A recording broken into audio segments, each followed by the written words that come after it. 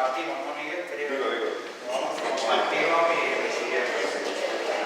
Bueno, vamos a compartir también el tema de hoy, que es un tema, yo creo, si lo dijera nuestro arzobispo, diría un tema mayor, ¿no? Porque se habla de la identidad y la misión, vamos a hablar de la identidad y la misión de las comunidades eclesiales en la Iglesia diocesana. Es decir, vamos a hablar de la relación entre el carisma y la institución.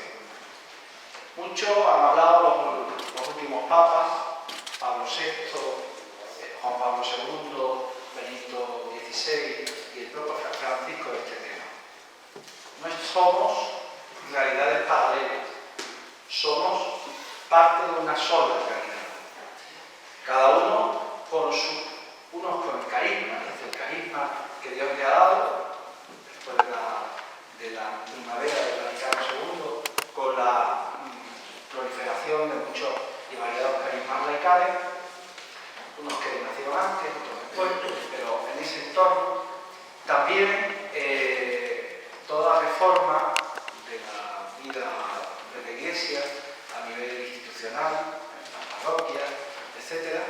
Sabéis que hemos pasado por distintos momentos, que se decía que las parroquias estaban en crisis, que había que buscar otros modelos, cuál era el papel de los nuevos movimientos en las comunidades parroquiales, cómo se relacionaban, qué sujeciones tenían, es decir, todo el mundo. Yo creo, con toda sinceridad y la experiencia que uno va teniendo, es que cuando uno pone en el centro el amor a Dios, el amor a Jesús y a la Iglesia, toda la sospecha y todos los problemas se diluyen.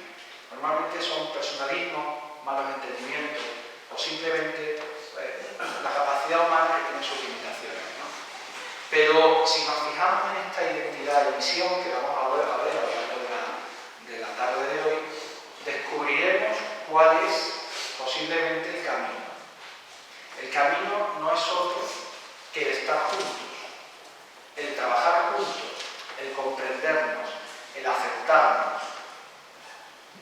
Los pastores, las instituciones diocesanas tienen que aceptar y dejar espacio a los movimientos, a las instituciones carismáticas, y las instituciones eclesiales de nuevo cuño, los nuevos movimientos, tienen que ser flexibles e integrarse en la pastoral diocesana.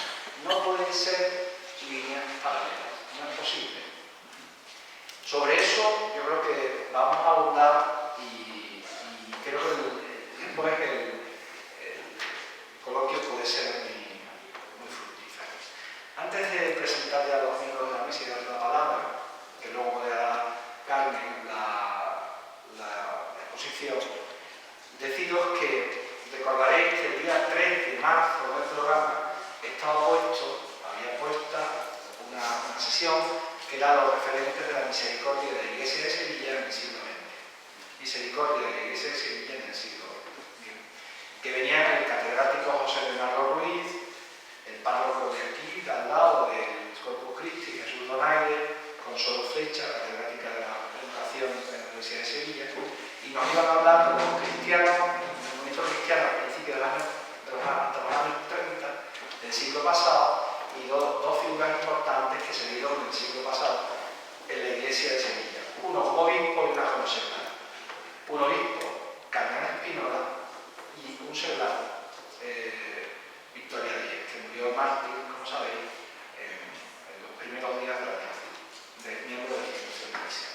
Bueno, esta sesión se va a celebrar el día 28. Lo digo ya para que lo tengáis en cuenta. 28, próximo jueves 28. Lo digo para que lo tengáis programado. Y luego hay otro cambio. El día 12 de mayo estaba previsto que finalizara el seminario de estudios laicales. Ese día venía el arzobispo de Zaragoza, don Vicente Jiménez Zamora. Ese día le ha surgido un tema importante, no va a poder venir ese día. Entonces, la clausura del seminario y la última sesión será el 20 de mayo, el viernes 20 de mayo a las 7 de la tarde. Viernes 20 de mayo a las 7 de la tarde. Lo iremos repitiendo, pero lo digo ya para que bien. dimisión de las comunidades eclesiales en la Iglesia diocesana. Un tema importante. Vamos a dar la palabra, en primer lugar, a Miguel Ángel López y Elena González Villaín, que, como he dicho, son coordinadores de los equipos de Nuestra Señora. Yo creo que ya este año acaban su responsabilidad, este curso, ¿no? Acaban su responsabilidad y ellos son, a nivel profesional, son matrimonio, evidentemente, tienen 3 hijos, ¿verdad? Sí, 3 hijos, y ella es profesora de secundaria en el colegio del Valle, sí, del Valle, y él es agricultor. Pues tenéis la palabra. Bueno, nos han pedido que empezáramos antes de contar lo característico de nuestros movimientos, que son los equipos de Nuestra Señora, de decir quiénes somos, que contaran un poco cuáles eran nuestras raíces, ¿no? De dónde veníamos y de dónde surgía nuestra fe, dónde la hemos vivido antes de entrar en los equipos. Yo tengo que decir que, supongo que como la mayoría, familia y colegio. Yo tuve la inmensa suerte de no solamente nacer en una familia cristiana, sino que mis padres escogieron un colegio católico para mí. Me eduqué en el Sagrado Corazón, que es donde además hoy día tengo la suerte de ejercer mi profesión. Y bueno, el amor de Dios allí, el amor al corazón de Jesús era el centro de todo, ¿no? Entonces, bueno, yo allí crecí, por supuesto, en la fe, aprendí todo lo que tenía que aprender para después salir fuera y vivirlo fuera del colegio, ¿no? Sí recuerdo, y por contar algo de mi familia, que fue precisamente lo que me hizo ingresar en los equipos de Nuestra Señora, cuando yo iba a visitar a mis abuelos maternos estaban en los equipos, fueron de los primeros de aquí de Sevilla, de los primeros equipos, y yo recuerdo que yo iba todas las tardes a ver a mi abuela, porque vivía muy cerca de mi casa, y yo me encontraba muchas tardes a mis abuelos rezando, yo les interrumpía, y entonces mis abuelos me contaban lo que estaban haciendo, por qué estaban juntos rezando, cómo rezaban juntos. Me los encontraba preparando su reunión de equipos, y entonces, bueno, para mí aquello se me quedó ahí, y era algo que estaba latente, ¿no? Lógicamente, bueno, cuando conocí a Miguel Ángel y nos casamos, pues inmediatamente se lo propuse, ¿no? Digo, oye, mira, yo he visto que esto puede funcionar, ¿no? Puede ser una buena idea para vivir el matrimonio desde la fe. Y bueno, nos casamos en marzo y en diciembre teníamos ya nuestro equipo, ¿no? Así que, bueno, os voy a contar un poquito lo que somos, ¿eh? El equipo de Nuestra Señora somos un movimiento formado por matrimonios, dirigido por matrimonios, coordinado por matrimonios, pero tenemos sacerdotes. En cada equipo está formado por 4 o 6 parejas, hay un sacerdote. Es decir, que es una combinación y una perfecta combinación del sacramento del sacerdocio y del sacramento del matrimonio, ¿eh? Y todo empieza pues, cuando en la Segunda Guerra Mundial pues, a un sacerdote se le acerca a una señora y le dice que necesita consejo para su vida, que le gustaría vivir la fe con su marido, que le gustaría orientaciones, que no entiende que haya que vivir la fe de forma separada. Y él pues, comienza a hacerle propuesta, pero la primera que hace es ven con tu marido y hablar con los dos. Entonces se empiezan a reunir con otros amigos y se empieza a correr boca a boca pues, porque hay un sacerdote que parece que tiene una fórmula estupenda para que el matrimonio dialogue, para que se comuniquen y para que además puedan compartir la fe, ¿no? La gran diferencia y la gran radicalidad de este movimiento fue pues, que hasta ahora el matrimonio pues, no era una vía para la santidad. Resulta que los matrimonios hasta entonces eran cristianos de segunda. Y gracias al padre Caffarel, que tuvo una intuición muy genial, pues cambia por completo la visión del matrimonio en la Iglesia. Empieza a aparecer un vocablo nuevo, que es la palabra espiritualidad conyugal. Incluso él empieza a colaborar, participa en comisiones preparatorias pontificias para el Concilio Vaticano II, redacta documentos, redacta informes, escribe artículos y empieza a haber una documentación importante que hace que por fin, bueno, pues la Iglesia tenga otra visión completamente distinta del matrimonio y de la conyugalidad, ¿no? El matrimonio es para que las personas sean felices. Ese era el objetivo del padre Caffarel. Nosotros tenemos que ser felices. Y hay una frase que él tenía que a mí me parece que explica muy bien la visión que él creía que el matrimonio matrimonio tenía. Nos decía que Dios sea el primer buscado, el primer amado, el primer servido en vuestra casa. Amaos, cuando el amor crece en vuestro hogar, crece también en la iglesia, de la que es la vida. Sed felices, porque el Señor espera esta alabanza. Entonces, bueno, él se dedica pues, a escribir artículos para formar a todos estos matrimonios que van creciendo de forma exponencial, que se empiezan a reunir, se empiezan a extender por toda Europa y se dan cuenta, bueno, pues que en el sacramento del matrimonio se unen dos amores. Uno es el amor que uno siente hacia su esposo y a su esposa, y el amor a Cristo, que no son incompatibles, ni muchísimo menos, que no son excluyentes, ni mucho menos, sino que pueden ser incluso reflejo del amor de Dios, ¿no? Que en el bautismo Cristo se hace presente en el agua, en la confirmación se hace presente en el óleo, pero es que en el matrimonio se hace presente precisamente en el amor humano, ¿no? El matrimonio se casa y se compromete a ayudarse mutuamente a buscar a Dios.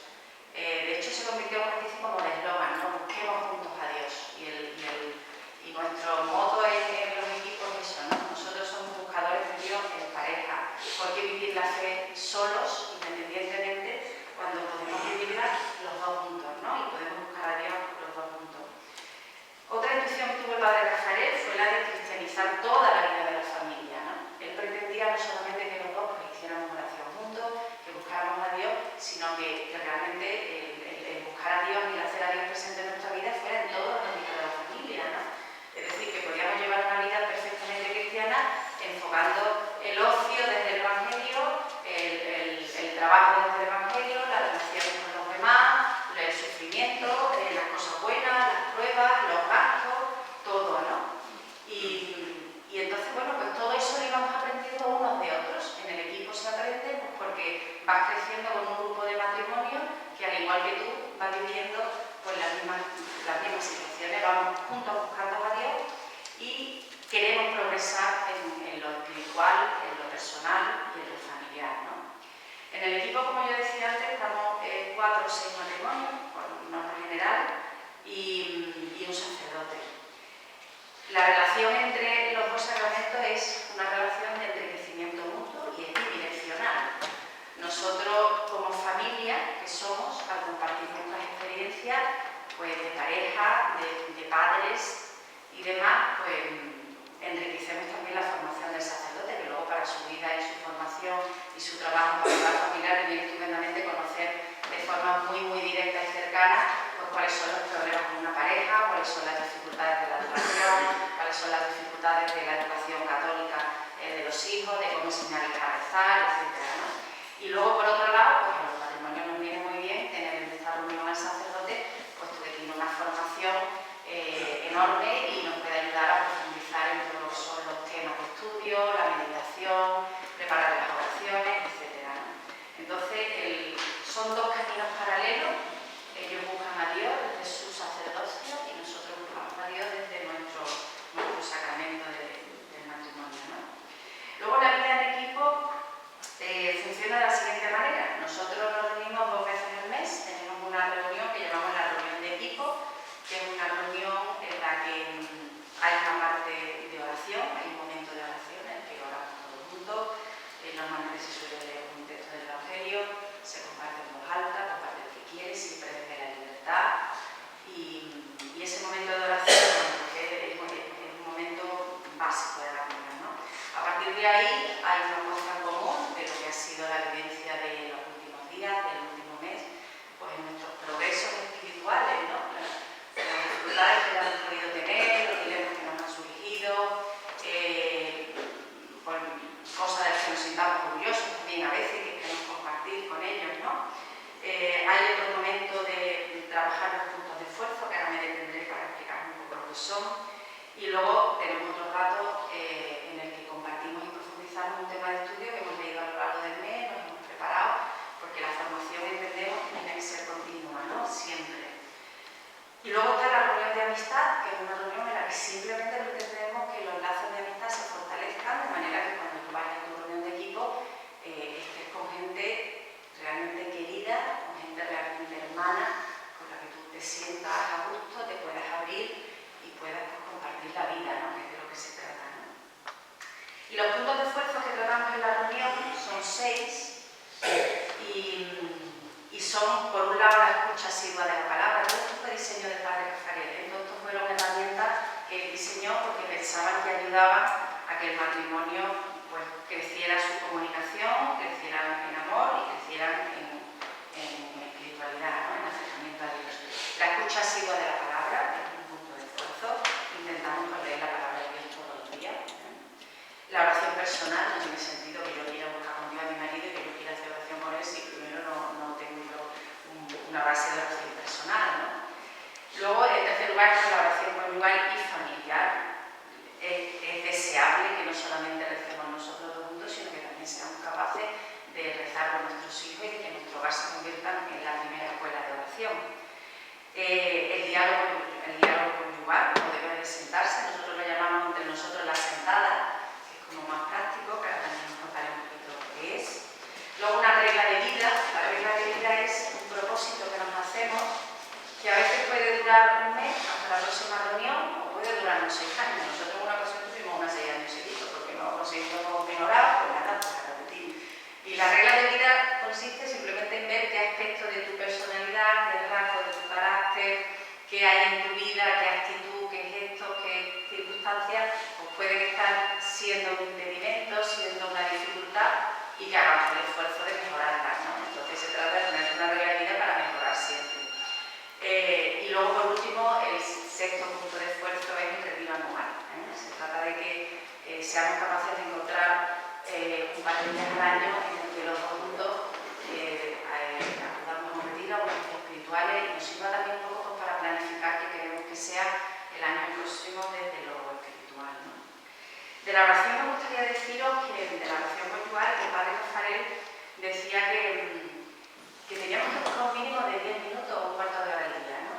Que si nos ponemos a pensar el tiempo que cada uno dedicamos a la comida, al trabajo, al dormir, a la relación con los demás, pues si haces la cuenta resulta que esos 10 minutos o un cuarto de hora de oración es la 96ª parte del día.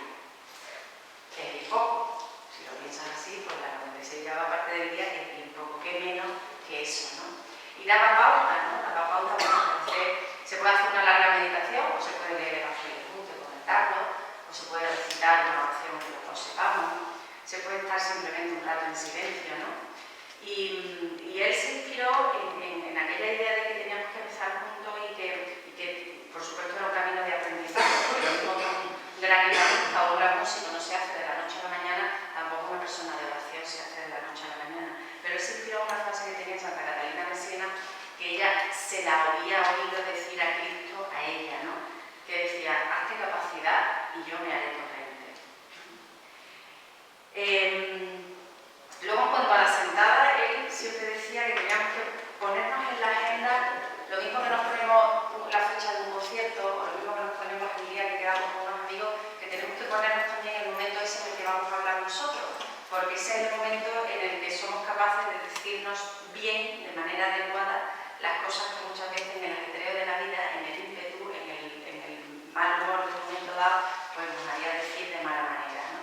Entonces le buscamos el rato en la agenda, ese espacio sagrado, ese espacio solo para nosotros, sin interrupciones, para hablar en presencia de Dios, porque lo primero que hacemos es ponernos en presencia de Dios para que sea un diálogo pues, de red, digamos, ¿no? Y es lo más característico de nuestro movimiento, diría yo, ¿no? Ese rato en el que nos proponemos pues, mirarnos a la cara y teniendo a Dios presente, hablar el amor, proponernos ideas nuevas, mirarnos, escucharnos, ayudarnos, intentar pues, amarnos profundamente, ¿no? Y esta fue una idea que surgió a raíz de un texto de Lucas que dice Jesús le está contando a los que estaban escuchando en aquel momento: ¿quién de vosotros que quiere edificar una torre no se sienta primero a calcular los gastos y ver si tiene para acabarla? Luego más adelante dice: ¿y qué rey que sale a enfrentarse contra otro rey no se sienta antes a deliberar que con 10.000 hombres puede salir al paso del que viene contra él con 20.000, ¿no? Entonces esa idea que decía Jesús de sentarse es en la que él se inspiró para decir: vosotros tenéis que sentaros también, porque antes de emprender la construcción de vuestro hogar tenéis que sentaros a examinar vuestros recursos materiales y espirituales, elaborar un plan y si tenéis problemas consultar al maestro de obras, tomad la agenda, apuntadlo, leer juntos, hacerlo sin prisa, encontrar un y todos esos pensamientos, quejas y confidencias que a menudo no es deseable hacerla durante jornadas recreadas y ruidosas, guardarlas para ese momento. Intentar buscar resoluciones prácticas y oportunas para sanar, fortalecer, rejuvenecer, airear y abrir el hogar, aportar a ese examen lucidez y sinceridad. Y por fin decía, preguntar si Dios de verdad es el primero al que estamos sirviendo en nuestro hogar o al otro. Y luego, a mí me encanta una frase que dice, si no tenéis nada más que deciros, pues no pasa nada, os calláis juntos. Y hay una cita de un dramaturgo y ensayista belga, se llama Martin, que dice, no nos conocemos aún, todavía no hemos osado estar en silencio juntos. Pensar lo difícil que es cuando uno se monta en el ascensor con una persona desconocida, ese silencio es atroz. Ese silencio es atroz, porque el silencio con las personas desconocidas no lo soportamos. Entonces quizá también es un termómetro, ¿no? Sentarte en presencia de Dios y hacer silencio. ¿Somos capaces de estar en silencio juntos? Y luego, en la mística de los equipos está también la ayuda mutua. La ayuda mutua, pues, es para nosotros un camino de santidad, se hace a través de la oración, se hace porque también vamos recorriendo las diferentes etapas del matrimonio, y luego pues nos unimos en oración, por supuesto, a todos los matrimonios de los equipos de Nuestra Señora, porque somos un movimiento internacional que en la actualidad tiene 11.979 equipos por todo el mundo. Y con esto termino. Venga, 5 minutos. No, yo lo único que voy a hablar un poco, yo creo que la Elena ha hablado prácticamente todo lo que se puede contar sobre el movimiento, aunque hay mucho más que se podría haber dicho, pero yo quiero hacer una pequeña reflexión sobre la misión de los equipos a día de hoy, o cómo ha ido evolucionando la misión de los equipos, porque la historia de los equipos está un poco ligada a la historia de la Iglesia en el último siglo, como imagino que la mayoría de los movimientos. El padre Cafarel, ha dicho Elena, fundó el movimiento en el año 39 aproximadamente. Empezó, no fundó el movimiento, sino que empezó a funcionar con un grupo de matrimonio, ¿vale? Después de eso, que era en plena guerra mundial, vino el Concilio de Vaticano II, que ya sacó un decreto sobre los movimientos laicales, incluso sobre la propia familia. El padre Cafarel había dictado una carta, que era el documento por el que los equipos pues, iban a regir ya una vez que los tenía conformados. Pero el Concilio Vaticano II le dio la vuelta, le hizo cambiar. Entonces, la primera mística que el padre Cafarel planteó para los equipos era que los equipos se deben basar en dos pilares fundamentales: la ayuda mutua y el testimonio. La ayuda mutua la plantea como ayuda entre esposos o ayuda entre miembros del movimiento, que es un valor intrínseco. Y el testimonio lo plantea también como el reflejo de ese valor intrínseco hacia los demás, pero no como un valor hacia afuera. O sea, el movimiento nunca empezó planteándose como un movimiento de acción hacia los demás. Fue el Concilio Vaticano II y concretamente una reunión del padre Cafarel con Pablo VI el que le dio la vuelta a la tortilla. Y a raíz de ahí, el padre Cafarel empezó a meditar y se replanteó, se hizo un replanteamiento del movimiento y sacó dos nuevos documentos. Un documento que es una reflexión que hizo sobre el año 88, 1988, que después en el 89 se convirtió en una extensión de la carta fundacional, y que nosotros, los que tenemos mucho cariño, lo llamamos el segundo aliento, que recoge esa documentación. En ese momento, lo que hace es que, según las instrucciones que Pablo VI le dio, le dijo: oye, usted, este movimiento me parece fenomenal, hay que atender a la pared, pero no puede dedicarse solo a los de dentro, sino que ustedes tienen que atender a las parejas de fuera. ¿Vale? Eso fueron casi 15 años lo que estuvo meditando el padre Cafarel hasta que sacó el segundo aliento. Después del segundo aliento, el movimiento se reorientó hacia afuera. Y en esa reorientación se creó lo que nosotros denominamos los ELIP.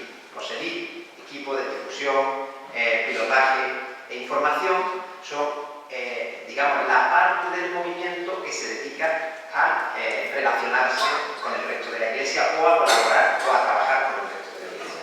Lo digo porque la imagen que hay un poco de nuestro movimiento es que es un movimiento cerrado, y de hecho lo fue, pero a día de hoy el planteamiento es mucho más abierto y mucho más colaborativo con la Iglesia.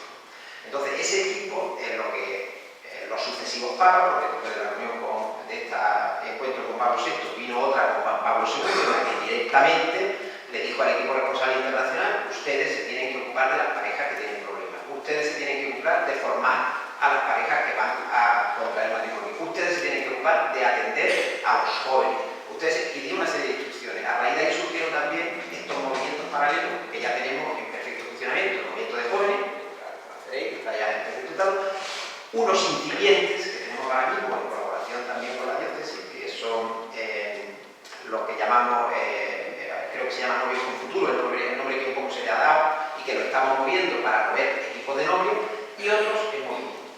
Pero ahora hay otro cierto cambio, porque después de la última reunión con el Papa Francisco, que se dio en septiembre del año pasado, el equipo responsable internacional, nos viene a decir que también debemos de ocuparnos de aquellas parejas rotas, de los casados, de los separados que vuelven a casar. Y bueno, el movimiento lo está preparando cómo afrontar esa situación. Esa, digamos, que es un poco la misión exterior. ¿Cuál es la misión interior del movimiento? La misión interior del movimiento es clarísima. Primero, la felicidad, como ha dicho Elena. O sea, el objetivo del matrimonio, por lo tanto, la primera clave de nuestro movimiento es la felicidad de las partes del matrimonio. Y después la santificación, porque por la santificación es por donde queremos llegar a la felicidad. Ese es un poco el gran objetivo interior del movimiento. Pero luego hay otra serie de objetivos paralelos que fueron ideas brillantes del padre Caffarel. La primera que defiende, con la que estamos, yo creo que debemos de empezar a plantearnos, que yo lo he discutido en muchos foros, es que tenemos que cambiar un poco el chip. La cumbre de la pirámide de la creación no es el individuo, no es el hombre. La cumbre de la pirámide de la creación es la pareja. ¿Por qué? Porque la pareja es bastante más perfecta que el hombre. O sea, hombre y mujer son diferentes. Eso lo promulgamos nosotros, y aunque hay muchas corrientes contrarias, yo creo que ya casi nadie lo duda. Somos dos individualidades, dos imperfecciones. La unión de dos imperfecciones, por la complementariedad, debe dar una cosa más perfecta. No sé si soy capaz de explicar. Como un ejemplo, que corro el riesgo de que no me vaya bien, lo voy a intentar. Si tenemos dos barajas si tenemos dos barajas de cartas en distintos colores, y nos las repartimos entre todos, a cada uno le toca un número de cartas de cada una de las barajas, y el juego consiste en que vamos a sacar parejas, ¿vale? Yo, con las que me han tocado, o sea, parejas quiero decir, el as de bastos rojo con el as de bastos azul, ¿no? Pues yo, con las que me han tocado, sacaré un número de parejas. Elena, con la que le ha tocado, saca un número de parejas, ¿vale? Si sumamos los números de parejas, sacamos un número de parejas que es la suma de los dos. Pero si unimos las cartas, sacamos un número de parejas bastante mayor seguramente que el que nos salía con la individualidad. Pues un poco eso es un ejemplo que acabo de contar sobre la reflexión que hacía el padre Caffarel de la reflexión de la pareja. Y bueno, estamos en tiempo, yo creo que eso es más o menos lo que nosotros teníamos que contar sobre el movimiento. Dejamos Para después, eso dejamos después. Muy bien, muchas gracias, Elena, muchas gracias, Miguel Ángel. Ahora, Juan Manuel Macías, secretario claretiano. Él es arquitecto técnico y también profesor de la Escuela de Arquitectura de aquí de Sevilla, y desde hace muchos años miembro de secretario claretiano. No sé si estudiaste en Claret también. Bien. Bueno, pues tú ya la palabra.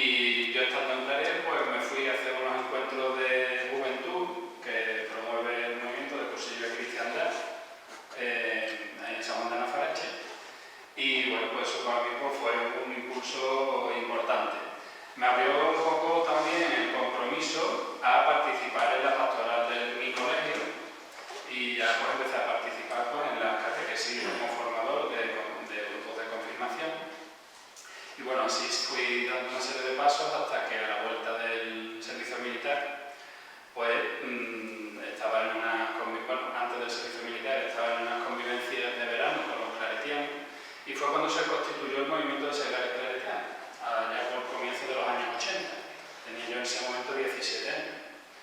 Y por lo tanto también viví muy de cerca ese momento histórico para nosotros. Pues como os decía, después de acabar mis estudios y volver del servicio militar, pues ya empecé a salir con María Luisa, que está sentada aquí con nosotros.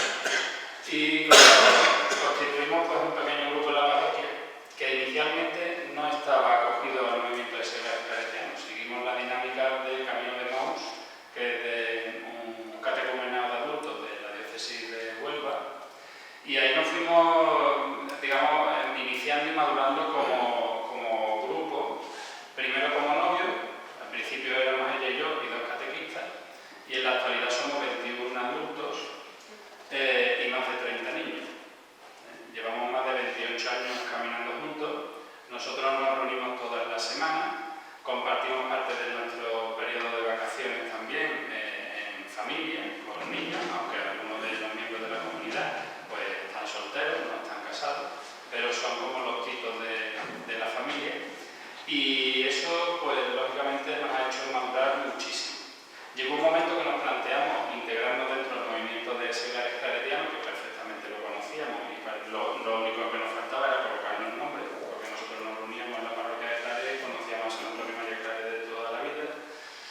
Y lo que en este sentido se produce un enriquecimiento y una simbiosis, porque claro, me ha hecho mucha gracia la reflexión, me ha gustado mucho la reflexión de Miguel Ángel, en el sentido de que es mucho más perfecta una pareja que vivir indudablemente, porque en nosotros se unen 2 carismas. Se une el carisma claretiano y se une el carisma salesiano. Entonces nuestros niños, entre Don Bosco y San Antonio María Claret, el Inmaculado Corazón de María y María de los Cristianos, pues se han encontrado hasta nuestros días. Por cierto, nos han dicho que tenemos 4 hijos, 2 niños y 2 niñas. Entonces nosotros vivimos en nuestra propia familia esta fusión de carisma, ¿no? Y además participando activamente de las 2 comunidades y participando activamente de los 2 carismas. Nuestros hijos estudian en el colegio salesiano y nuestra actividad, nuestro compromiso pastoral lo seguimos desarrollando en la parroquia de San Antonio María Claret. Bueno, entonces evidentemente digamos que como experiencia de comunidad algo tenemos, porque nos fuimos casando todos, gran parte de nosotros, empezamos a tener niños. Nosotros los niños siempre lo hemos incorporado a nuestra dinámica en la medida de lo posible, no de formación, pero sí de convivencia. O sea, nosotros pues cada vez que tenemos convivencia nos llevamos todos los niños, y cuando nos vamos de vacaciones nos llevamos todos los niños, y eso plantea una serie de problemas organizativos que hemos ido superando afortunadamente a lo largo del tiempo, y como siempre pues eso nos ha hecho madurar más. O sea, primero es madurar individualmente, madurar en pareja y madurar en comunidad, ¿no? Todo eso pues evidentemente para nosotros es importante. Lo fundamental del carisma claretiano es integrarnos en la sociedad en la que vivimos todos nosotros, cada uno desde el punto de vista de sus obligaciones familiares o profesionales, pues estar inserto en, como decía San Antonio María Claret, en lo más urgente, oportuno o eficaz. Que eso a lo largo de la vida de cada uno de nosotros pues puede ir cambiando. Como yo me siento que vengo más a título individual que en representación de un movimiento, pues voy a hablar un poco más en primera persona, ¿no? En este sentido, cuando hablamos de cómo me siento yo inmerso en la Iglesia diocesana, desde el punto de vista de seglares claretianos, claro, yo vivo todos los domingos, que es cuando nos reunimos nosotros, comparto los testimonios de vida de mis hermanos de comunidad. Y entonces, pues el lunes salgo a la vida y no están mis hermanos al lado. Y entonces, claro, a mí mis hermanos me están transmitiendo permanentemente un mensaje de humildad. Así es como yo lo vivo y como yo lo veo. Y eso me hace que me perfeccione de alguna manera, pero a la vez, cada vez entiendo yo que me siento más humilde y que afronto las cosas con más humildad. Pero me da fortaleza. Y eso me permite ser claro en mis compromisos. Yo me siento cada vez más claro y más fuerte en mis compromisos, ¿no? Y eso pues genera ese estilo de vida, ¿no? Que nos da una fuerza en el testimonio que día a día pues vamos dando en los ambientes en los que nos movemos. Bien. En cuanto a esos testimonios, pues viene el compromiso de actividad pastoral. Y en ese sentido, hablando de la Iglesia diocesana, sobre lo que los 2 o 3 ejemplos que voy a poner son en relación a mi relación con la Iglesia diocesana, pues surge la posibilidad de dar catequesis de confirmación a un grupo de niños que no pertenecen a nuestra parroquia, no pertenecen a nuestro movimiento, pero sí que están dentro de la diócesis, que es dentro del cuartel de la Guardia Civil de Montequinto. Entonces, 3 miembros de mi comunidad y hoy, que es la hora de la catequesis y estoy aquí, he sido sustituido por otro miembro también de mi comunidad en esas labores, pues son algunos ejemplos de cómo estamos atendiendo lo más urgente, oportuno y eficaz, sin que tampoco los carismas nos influyan en gran medida, en gran manera. El carisma es para formarnos, pero una vez que estamos formados y estamos fortalecidos, pues salimos a la calle y nos relacionamos en cualquier ambiente. Lógicamente, también el mundo de la amistad es muy importante para nosotros, ¿no? Nosotros nos relacionamos con un grupo de amigos pues que también están muy inmersos, muy comprometidos, independientemente de la comunidad. La comunidad para nosotros no es exactamente un grupo de amigos, sino que para nosotros un grupo de amigos es otra cosa. La comunidad pues, tiene una seña de identidad propia y los amigos pues, tienen también otro complemento, ¿no? Y nosotros lo ejercitamos y lo tenemos. Tenemos un grupo muy numeroso de amigos que nos lleva, tenemos un sacerdote dentro del grupo que es claretiano, casualmente hermano de la bandilla, como se decimos, y él mismo nos llama los raros, ¿no? Porque nos vamos con todos los niños juntos, hacemos toda digamos, una vida de comunidad sin manifestarlo y sin serlo oficialmente, ¿no? En mi trabajo como docente pues, tengo una gran oportunidad de acercarme a la juventud y en mi trabajo como profesional también he tenido una grandísima oportunidad de participar en la Iglesia diocesana.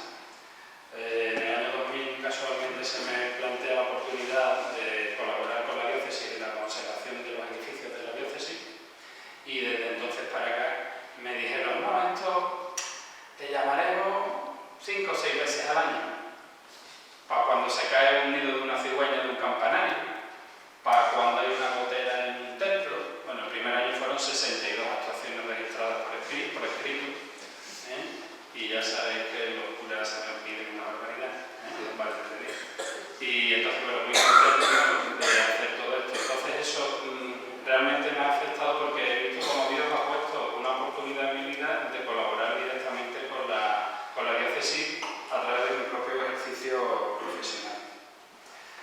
Como propuestas, ¿no? Que nos piden también de cómo los movimientos o las personas, los individuos podemos colaborar con la Iglesia diocesana. Yo cada vez estoy más convencido de que es necesario una estructura supragrupal que gestione las cosas, pero que es fundamental que yo individualmente haga algo. Siempre lo he sentido, pero es que después de un proceso de reflexión, lógicamente a lo largo de todos estos años de mi vida, cada vez tengo más claro y más fuerte. Yo me pongo a andar, yo arreglo la gotera y me voy, y otra gotera y me voy, y a la tercera gotera alguien pregunta, ¿ese señor quién es? Ese es el que arregla la gotera. Ah, pues verdad, porque no hay agua, no entra agua. Pues alguien pregunta, ¿usted puede explicarnos y decirnos? Y entonces he organizado, se me ha dado la oportunidad de participar en darle clases a los curas. O sea, yo he estado aquí en el seminario dándole clases de conservación preventiva de edificios a los seminaristas. Y he estado en la Vicaría Oeste dando clases a los párrocos agrupados por arciprestazgos en cuanto a conservación preventiva. Entonces yo veo que ahí, pues el Señor me ha puesto en ese sitio, pues yo lo que puedo es transversalmente, ¿no? Colaborar en ese sentido con lo que se me pone. Y entonces yo, como reflexión a lo que Enrique y nos proponía como propuesta, yo creo que individualmente cada uno de nosotros sabemos en la posición que ocupamos en el organigrama de Dios y sabemos perfectamente la posición que ocupamos en el organigrama de la diócesis y en el organigrama de los movimientos a los que podamos pertenecer. Y entonces, ahora, dentro de lo que yo pertenezca, ¿qué puedo aportar? Y seguro que salen muchísimas cosas. Pues muchas gracias. Muchas gracias. Bien, ahora Miguel Rodríguez, responsable de del movimiento de las comunidades no patrimoniales. Él tiene una historia, que ya estamos en estado de júbilo, ¿no? Está jubilado ya. He trabajado mucho He tiempo. trabajado mucho tiempo en maestro, en colegio aquí de la diócesis de Sevilla. También durante unos años estuviste en Perú, ¿no? En misiones. Sí, ¿no? sí, también. He dado clases en muchos sitios. Seminarios y tal. Bueno, yo creo que nos va a hablar. Bueno, yo me llamo Miguel, soy casado. Mi mujer, tengo un hijo y otro que murió, ya no pudimos tener más. Y tengo 4 nietos. Y estoy en estado de júbilo, como ha dicho Enrique. Yo, por aquí, el esquema que me han dado, ¿no? Para que siga un poco, esto, mi raíz religiosa, bueno, mi raíz religiosa ha sido fundamentalmente en el colegio. El origen, mi madre, pero mi madre no era muy religiosa, normal, nunca me enseñó a rezar, no. Pero me llevó al colegio de monjas y ella lo hicieron todo, casi me hace cura. Con 9 años me mandaron a unos ejercicios espirituales y me regalaron un librito que ponía sacerdote segundo corazón de un jesuita. Compañeros míos no son presbíteros hoy, muy bien. Pero esas fueron mis raíces. Y sobre todo una monja concretamente y un párroco, o varios párrocos. Para mí era un modelo los párrocos, yo era como monaguillo y todo eso. Pero había una persona en mi pueblo que era el encargado de Cáritas, ¿no? De Bollillos, Par del Condado, provincia de Huelva. Una encargado de Cáritas. Y era para mí el modelo de lo que era un cristiano, ¿no? De tal manera que yo me peleaba con el Señor y decía, madre, yo no quiero ser cura. Mi madre quería que yo fuera cura. Me quería meter y me mandó a dar clases de latín con el párroco y yo sudaba con el rosario por la mañana a las 3 de la tarde. Allí, que ya tenía la jugar, ¿no? Que tenía, entonces busca padrinos para que te diera la beca. Yo tenía ya todo ya. Pero yo me fui un día allí a la iglesia y me acuerdo que en el altar de Santa Rita, que pues, me puse rodillas y yo decía, Señor, yo no quiero ser cura, yo quiero ser como Mateo. Mateo era el señor este, ¿no? Mateo no sé nada, estaba casado, tenía sus hijos y tal. Yo lo veía siempre en la iglesia, porque eso era lo que yo quería. Y Dios me escuchó, no me llevó al seminario. Me quedé, mi madre me respetó en ese sentido. Es decir, los orígenes míos fueron sobre todo la relación con los párrocos, porque en el pueblo pequeño yo vivía cerca de la iglesia también. Ya después, un poco más adulto, ya en el pueblo había 2 posibilidades, o perito de mina o maestro. No había más, porque Huelva tenía muy pocas posibilidades para hacer estudios superiores. Y para ir a venir a Sevilla estaba muy lejos. Yo creo que yo vine a Sevilla con 30 años o menos, porque esto era muy lejos. Me tuve que ir a Huelva con una beca y a estudiar magisterio, que era lo que se llevaba entonces. Y así estudié magisterio y ya mi vida empezó a cambiar religiosamente también. Yo procedo de una familia muy humilde. Mi padre era un trabajador de toda la vida y más bruto que una muy buena persona, ¿no? Muy burro en ese sentido, no tenía cultura ninguna ni nada. Yo estudié gracias a mi madre, ¿no? Que tiene una sensibilidad distinta. Sin embargo, gracias a ella, yo estoy contando un poco esto para que vean un poco el origen de mis conflictos también y de cómo Dios maneja la historia, ¿no? Estando, claro, en esta mi madre me metió en un ambiente que no era el mío. Yo tenía que estar con la gente pobre de mi pueblo, con mis primos, mis vecinos, ¿no? Incluso donde yo vivía, en un barrio pobre. Pero ella por la mañana me cogía y me llevaba al colegio de la monja y yo durante todo el día estaba con la gente rica del pueblo. Nunca estaba con los otros. De manera que yo estaba como gallina en corral ajeno, pero acostumbrado a eso. Mi ropa era la que dejaban los compañeros míos de colegio, que se la daba a mi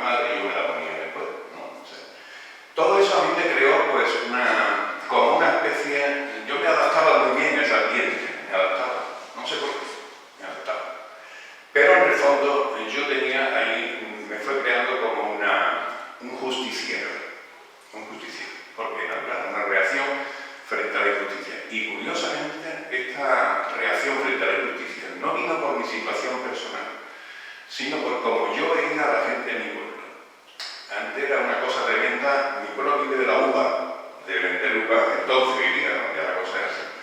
Pero lo que realmente me llamaba la atención era que para poder vender la uva había que cortarla, cargarla al burro y ahora pasear por todo el pueblo a ver quién compraba la uva. Eso a mí me parecía una injusticia terrible.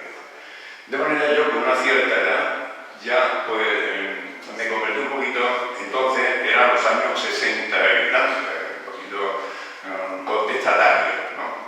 Y en el pueblo ya empecé a estudiar, me metí en un ambiente en Huelva de gente que me manejaban en el fondo, yo era muy ingenuo. Me preparé mucho en filosofía, en política, en cosas de esto. Lideré un movimiento en el magisterio que casi me cuesta la carrera, porque me llamó el director y gracias a uno que venía de mi pueblo, que venía expulsado de la Universidad de Málaga, porque yo estudiaba ciencia política y lo expulsaron, y se vendió el magisterio y me ayudó, me dice, mira, déjate de rollo ya, porque te van a echar. Y efectivamente me llamó el director y me dice, usted, a partir de este orden, bueno, entonces entró este señor, este amigo, que era un compañero, y intercedió por mí, yo me salvé en ese sentido. Quiero decir que había una reacción ahí en este sentido, pero todo con un matiz religioso. Tanto así que yo siempre ponía de frente que yo estaba allí por el cristianismo, es decir, por Jesucristo. Yo no estaba ni por ideas políticas, sino por Cristo. Me metí muchos líos en este sentido, me voy a seguir contando porque no vale la pena seguir contando. Sí, la evolución un poquito religiosa. ¿Qué ocurrió? Pues cuando yo terminé magisterio me puse a trabajar en un colegio religioso, porque me tocó, era uno de mis pueblos y me ofreció trabajo en un colegio diocesano de los propagandistas católicos. ¿Entiendes? Y ahí pues trabajé como un mulo. Y me formé también en un ambiente universitario interesante y yo recibía mucho en ese sentido. Después me fue como dando un sentido del cristianismo moralista absolutamente. Yo, al ser hijo solo y crearme en un ambiente que no era el mío, si yo no sobresalía por el dinero o por un estatus de vida como los demás, sobresalía por una cosa, por saber más que los otros. Allí donde había un campo donde se pudiera aprender algo, allí estaba yo sabiendo más que los otros. Y por tanto me creó un hombre fariseo absolutamente. No me conocía nada a mí mismo, moralista, exigente hasta el máximo conmigo mismo y con los demás. Y por tanto las relaciones mías con los demás siempre eran de juicio. Yo era superior a los otros. Imaginado así, pues en un ambiente religioso, cómo vivía yo la fe. De una manera exigente absolutamente. No permitía ningún fallo, ni en mí ni en los demás. Por tanto, yo era insoportable. Absolutamente insoportable. Los compañeros míos de trabajo, pues, no me aguantaban porque lo dejaba en evidencia. Cualquier fallo de los demás yo lo aprovechaba para sobresalir. Una cosa terrible, un monstruo. Yo era un monstruo. Una cosa terrible. Bueno, así era yo. Y así me cogió a mí el anuncio del querigma. Yo no conocía lo que era la mano de Dios en mi vida. Yo conocía la exigencia de la ley. La ley, que si yo la cumplía, era superior a los demás. Me salvaría o no me salvaría, tampoco me planteaba mucho salvación, sino me planteaba más bien el ser o no ser. ¿Y qué me cogió a mí? ¿Cómo me cogió? Porque Dios me puso por medio de una mujer que era lo contrario absolutamente a él. Si aquí hay algunos que conocen a mi mujer, conocen a Merche. Es el blanco y negro, y bueno, lo contrario absolutamente. Como más o menos como casi todo, ¿no? Pero esto de verdad, ¿no? Una cosa evidente. Bueno, y entonces pues me fue redimensionando, es decir, sin pretenderlo, frente a una mucho más sencilla que yo, más normal, más espontánea. Yo soy todo lo contrario, soy secundario y todo lo que quiera. Bien, me fue redimensionando diciendo cómo era. Pero yo me daba igual. Yo me subía a la barra y yo he estado años, muchos años, sin ver a nadie. sin ver a los otros. En el Evangelio hay un pasaje que dice que Jesucristo cura al ciego, a un ciego, y vuelve diciendo, Señor, dice, veo a los hombres como árboles. ¿Ve? Los veo como árboles. Bueno, yo me he llevado toda mi vida viendo a los hombres como árboles. Es decir, no viendo a la persona, no viendo que un hombre que tiene sufrimiento, que tiene necesidades, que tiene alegría, que es un ser igual que yo. No. Yo nunca lo he visto. Siempre me he visto a mí mismo. Y en función de mí mismo. Un monstruo. Dios, ¿qué es lo que ha hecho conmigo? Mira, pues yo me encontré en un momento determinado con un cristianismo distinto. A mí se me anunció una cosa muy simple y a la vez, como era exigente, pues a mí me atrajo, porque me dijeron, hay una catequesis en la parroquia de la Sagrada Familia en Sevilla. Yo entonces estaba haciendo la mili en San Fernando, Marinerito. Pero tiene un inconveniente, es que tiene que estar 15 días seguidos escuchándolo. Y si falla un día, el siguiente ya no puede volver. Quiere decir que a ti esto no te interesa. Así me plantearon a mí el camino neocatecumenal, entonces no existía, ¿eh?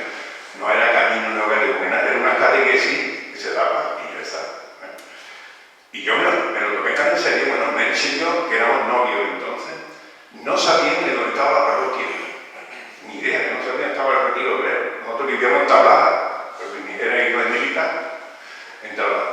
Y cogimos un taxi, me acuerdo, de la Puerta de Jerez, para que nos llevaran a la parroquia que estaba en la calle Previsión número 4. Y allí me encontré que me metieron en un sitio, no había silla, me senté en un cajón de cerveza, vacío y doblado, lleno de botellines, y allí había un grupo de gente y empezaron a hablar.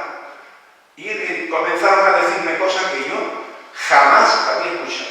Yo comencé a descubrir que la Iglesia era más que la jerarquía. Era más que la jerarquía. Que había gente, que allí estaba el párroco, y que había gente que hablaba con una autoridad, con una gratuidad y sin ningún tipo de exigencia. Y eso a mí como que me quedé como hornipilado, ¿no? Diciendo, bueno, ¿esto qué es? Así comencé yo. Y escuché una cosa que a mí se me quedó grabada desde el primer momento. Que Dios me quería como yo era. Como yo era. Bueno, y me parecía estupendo que me quisiera como yo era. Yo estoy cumplidor. Pues no es normal que me quisiera como yo era. Claro, como yo era, ¿no? Poco a poco, os digo un poco los inicios, ¿no? Porque el camino para mí significó un giro. Me removió todas mis seguridades y me hizo descubrir tres cosas fundamentales que son las que me han mantenido hasta ahora. Una es el poder que tiene la palabra. La palabra de Dios tiene el poder de recrear, de transformar, de destruir y de construir. Es decir, a mí lo que me ha hecho la palabra, porque desde el principio me dieron como una clave hermenéutica, ¿no? como una llave para que esta palabra me llegara. Era una cosa muy simple. Me empezaron a hablar de Abraham y me dijeron, Abraham eres tú. Y yo me lo creí, que Abraham era yo. Y que lo que Dios le decía a Abraham, me lo decía a mí. Sal de tu tierra, de tu parentela, de la casa de tu padre, te hago una promesa. Bueno, esto para mí, pero es que Jacob era yo. Es que Saúl era yo. Es que era yo. Es que la palabra viene a mí. Y comenzó esta palabra a reblandecer mi vida, mi corazón, a verlo, de manera que me fui descubriendo un malvado. Me fui descubriendo lo que había en mi corazón. El juicio, el querer superior a los demás, en importante incluimiento el sufrimiento de los otros, en no ver el sufrimiento de los otros, en desconocer lo profundo de mi corazón, el reconocerme pecador, pecador es una imperfección. Y yo no podía permitir mi imperfección porque los imperfectos son rechazados. Entonces, que yo me pudiera aceptar poco a poco quién era. Primero, reconocer quién era. Y Dios me dio un palo que me dejó, como dicen, mira, es que a mí que me desarrolló. ¿Por qué? Porque yo venía de una formación, a mí yo estudiaba magisterio. No estoy diciendo muy largo. Estudiaba magisterio y me preparé las oposiciones estupendamente. Estudiaba no sé cuántas horas, tenía los temas grabados con los tiempos justos y todo. En el primer examen me pegaron un palo que me suspendieron. Yo no podía aceptar eso. ¿Y cuál fue mi reacción? Al otro día comencé a estudiar filosofía a distancia, ¿no? Y me licencié en filosofía.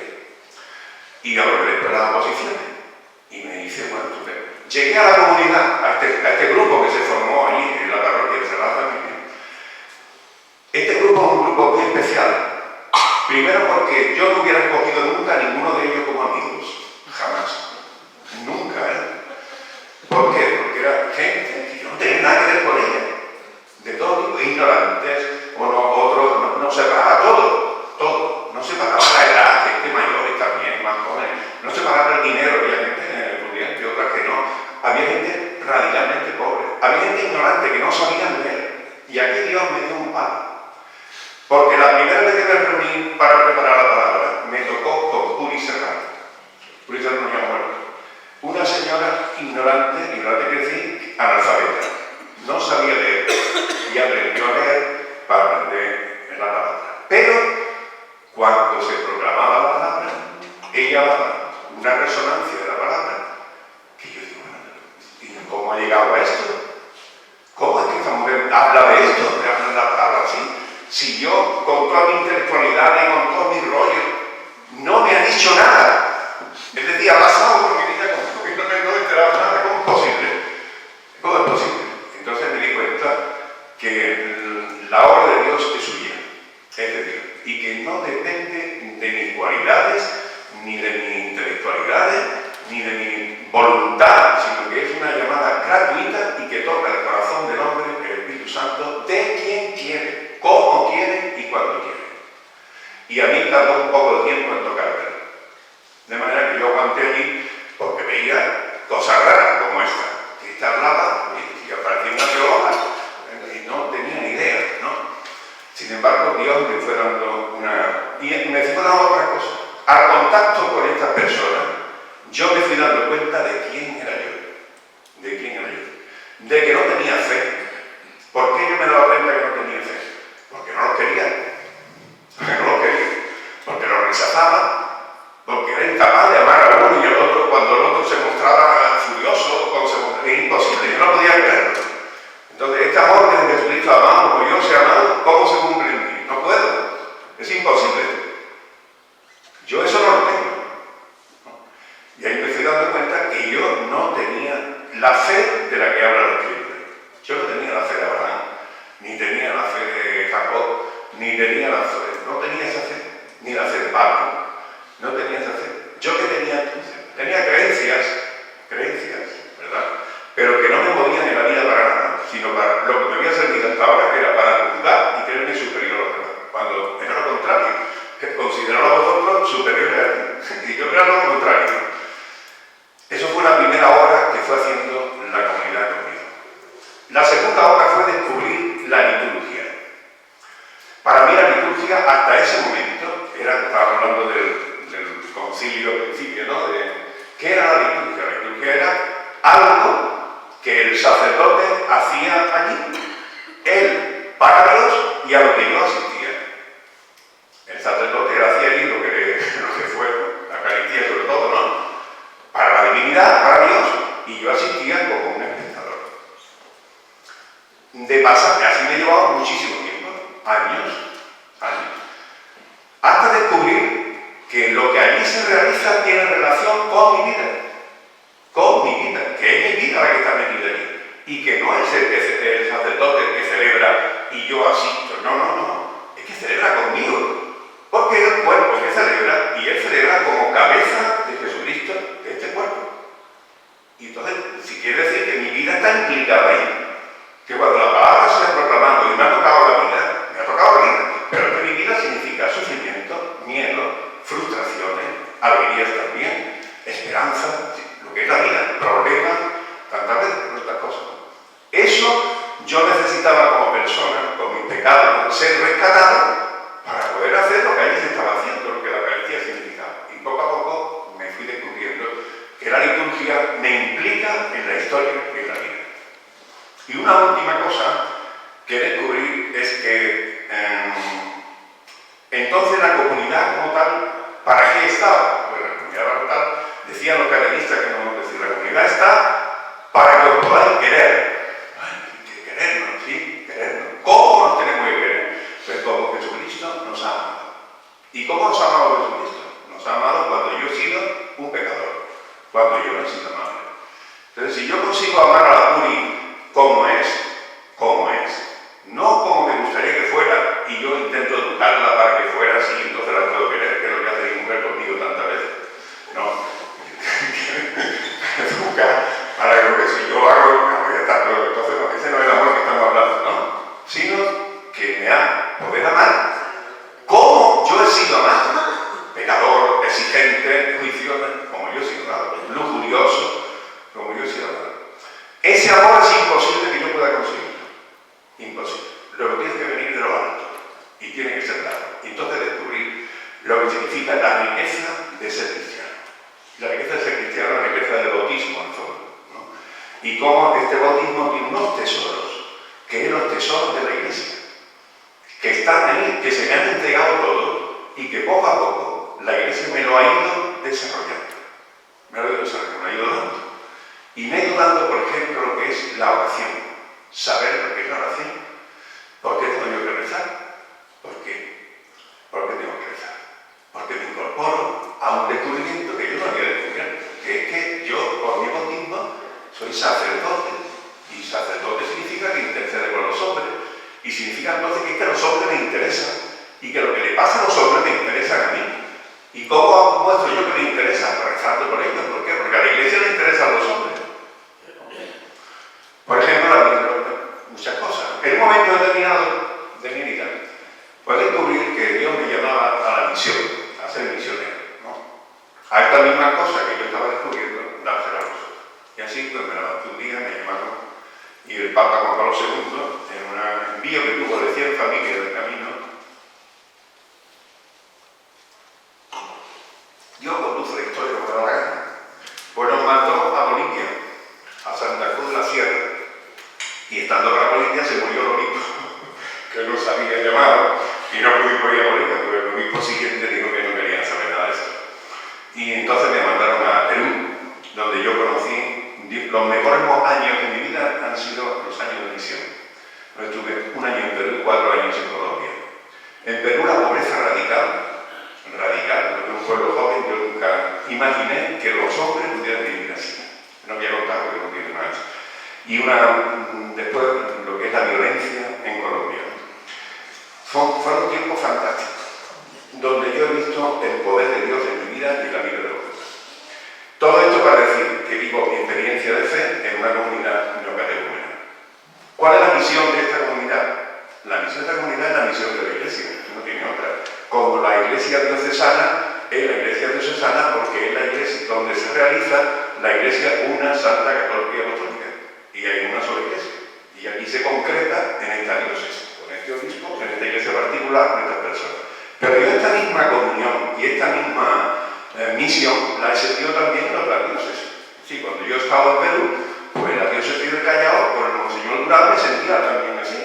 Es decir, que ahí un cristiano no se circunscribe a esta territorialidad, si queremos llamarlo así, sino que su corazón es amplio y es universal. Y lo mismo está aquí, que está en Pekín. Y lo mismo está aquí, que está en Pekín. Lo otro es como constreñir la acción del Espíritu Santo. ¿Por qué digo esto? No digo esto porque yo participé en un momento determinado entonces estaba gestando un documento que tenía relación con los presbíteros, que estaba entonces en la congregación de los seminarios Pío Lagui. Y era un documento que decía para la mejor distribución del clero en el mundo, ¿no? ¿Y qué decía? Porque un presbítero, como un cristiano, tiene un corazón universal. Entonces, hay una palabra que no existe en la Real Academia Española, que es la diocesaneidad. Una palabra que no existe.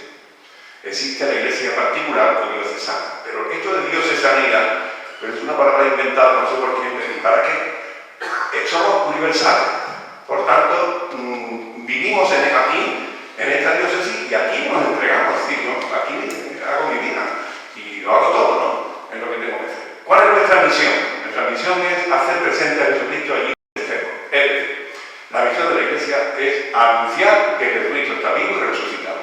forma que sea, a los hombres que nos rodean. Y toda la estructura diocesana, episcopal, todo, tiene siempre la misma función. Es decir, anunciar a los hombres el amor que Dios ha tenido a todos los hombres porque ha encarnado a Jesucristo. En un hombre se ha hecho hombre, ha muerto por todos los hombres, ha resucitado y está vivo. Y es la esperanza de salvación para los hombres de hoy, de mañana y de pasado. Yo me siento vinculado a este anuncio. Es decir, Dios en mi vida en un momento determinado es como si te dijera, cuando uno se enamora y mira a un tío a la mujer y dice, oye, esta es la mía. Esto es canonical, ¿no? Aquí hay un complemento, somos uno. Es decir, esto es lo mío, digamos así, ¿no? Y no me planteo otra cosa más que esta mía, ¿no? Bueno, pues yo en un momento de mi vida he visto cómo Dios me ha vinculado al anuncio del Evangelio.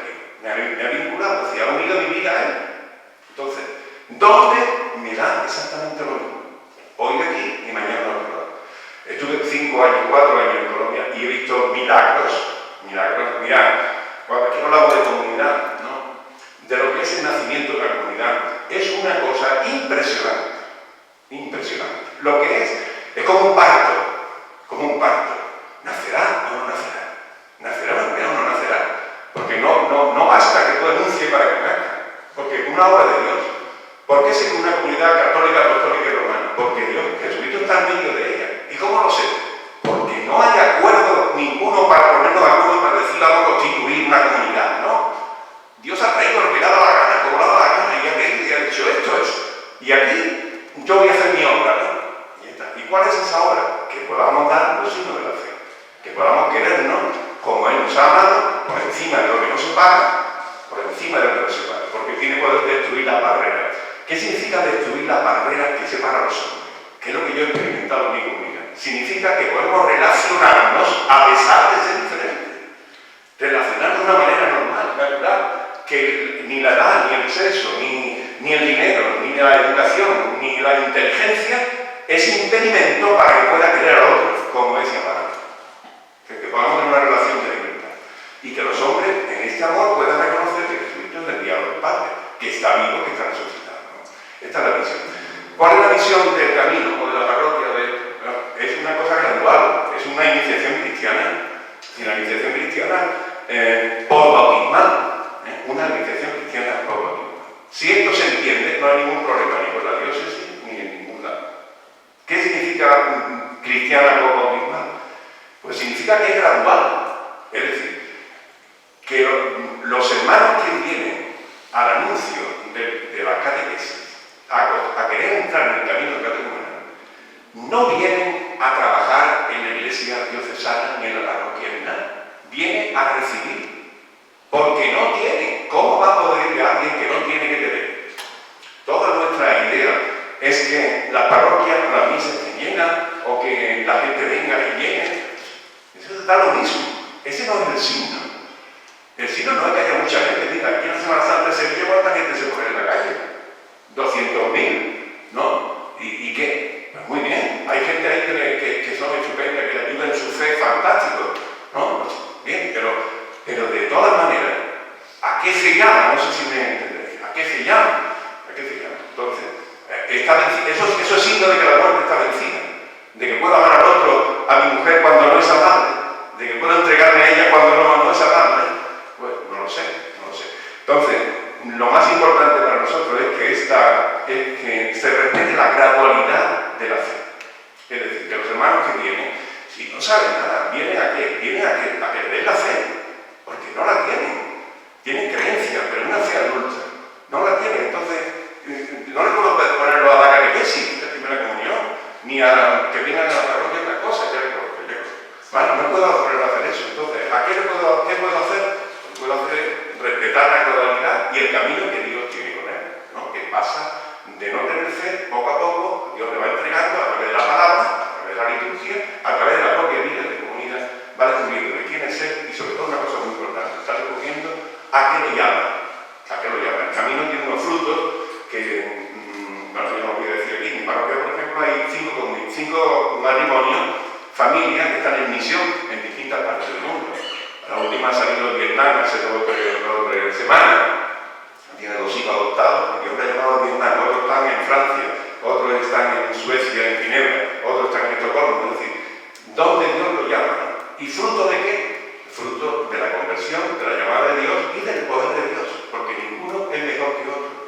mejor que nosotros, ni nada, sino que Dios tiene una historia con ellos y una llamada, y es fruto de su amor, no es fruto de otra cosa, ¿no?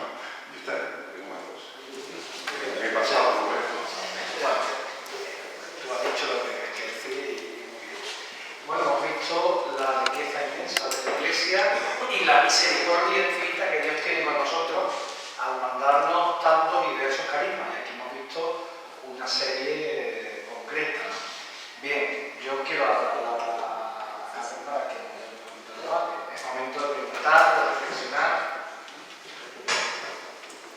Bueno, pues después de haber visto, como decía Enrique, esta variedad de carismas, de caminos en la Iglesia que se sustentan en el conocimiento, en la luz de la palabra, en la celebración de la acción de gracia, todo eso vivido en comunidad, comunidades determinadas, comunidades distintas, pero que tienen una finalidad, que es el encuentro con Jesús, y ese encuentro les hace salir y proclamarlo.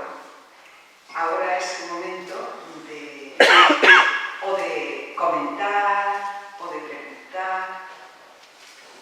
Es nuestro tiempo de diálogo para el que tenemos solo 20 minutos. Así que, anímense. Sí, Isabel. Bueno, yo tengo en primer lugar que agradecer los testimonios porque me han encantado. Yo creo que ha sido un enriquecimiento, por lo menos para mí, acercarme, conocer, os conocí a todos de oídas, no a vosotros personalmente, sino a vuestros movimientos, lo que representáis y tal. Pero a medida que hablabais también me ha surgido alguna duda. Simplemente lo quiero como aclaración, no en ningún momento ni es una crítica, ni es meterme donde nadie me llama, sino simplemente una aclaración para conoceros más. En primer lugar, por el orden en el que habéis estado interviniendo al matrimonio del grupo de matrimonio de Nuestra Señora, me interesa mucho esa vivencia que habéis dicho de comunidad, pero me surge una duda: ¿cómo funciona el grupo? En primer lugar, la pareja y luego el grupo, cuando realmente los momentos son diferentes, es decir, porque por mucha comunión que haya, por mucho diálogo, por mucha oración en común, realmente los momentos personales, los momentos de fe son diferentes. Entonces, ¿cómo afrontáis los distintos momentos desde el punto de vista de la fe como pareja o como también en su momento como grupo? Eso para vosotros. El Segrar Claretiano, pues me parece muy bien, me ha dado la sensación de que es el menos estructurado desde el punto de vista del reglamento y demás. Me gusta esa idea porque muchos estamos así, es decir, somos casi como cristianos por libre que nos buscamos nuestra comunidad como buenamente viene, sin demasiadas reglas y sin nada, y me parece bien. Y la pregunta sería también lo mismo: ¿qué ocurre? Y sobre todo me interesa cómo transmitís la fe a los hijos, es decir, porque es el problema que tenemos ahora mismo, que muchos creen, pero luego los hijos no creen, o no practican lo que sea. Y tengo que descubrirme el movimiento neocatecumenal, porque la primera parte me ha parecido estupenda, me ha parecido maravillosa, y una cosa que también creo que es importante, acabo ya, que realmente no es, la obra no es nuestra, es obra de Dios. Ese primer planteamiento me ha parecido muy bien. Pero a medida que he ido avanzando, me surge una duda. Realmente, algo así como me ha parecido entender, como que la gente que va a la comunidad, hasta que no completa totalmente la formación, pues no sale a dar testimonio o no sabe actuar. Entonces, realmente, tan importante es la comunidad, tan importantes son los catequistas. Si es obra de Dios, ¿por qué dejamos que se mediatice a través de los catequistas o que se mediatice a través de los formadores o lo que sea? El Espíritu obra, y entonces en el que se está iniciando, a igual puede dar un testimonio estupendo y sobre todo a igual puede hacer una acción social importante. Y sobre todo también preguntaría, ¿por qué no también se abre mucho, si esta riqueza es tan importante y da tanta formación, no se abre más al que quiera ir? Aunque sea puntualmente, pues mira, yo hoy vengo porque me apetece y entro en crisis, hasta dentro de 3 meses no aparezco. Entiendo que a lo mejor se rompe la dinámica de sitio en el que actúas, si no somos catequistas, ni en la comunidad. Bueno, pues si os parece, por el mismo orden, damos la palabra a mi derecha, a Miguel Ángel Ordena. Bueno, nosotros, la formación de los equipos está escrupulosamente pensada. Sí. Nuestros equipos son homogéneos, es decir, que los 4 o 6 matrimonios que forman parte de un equipo tienen aproximadamente la misma edad o llevan casados aproximadamente el mismo tiempo. Se intenta también que haya una posibilidad de cercanía en formación, etc., ¿no? ¿Por qué? Pues precisamente por eso. Nosotros ahora, por ejemplo, que estamos pilotando un equipo que se acaba de casar, que incluso hay 2 parejas que se casan este mes, nos estamos dando cuenta de la inmensa diferencia que hay de la vivencia de la espiritualidad en los ciclos de la vida. O sea, es que verdaderamente es muy distinto la relación que uno tiene con Dios cuando tiene 25 o 30 años y está recién casado, y cuando llegan los hijos, y cuando tienes hijos adolescentes, y cuando los hijos se van haciendo mayores y empiezan a tener problemas de adultos, etcétera, etcétera, ¿no? Entonces, en ese sentido nosotros lo tenemos bastante fácil.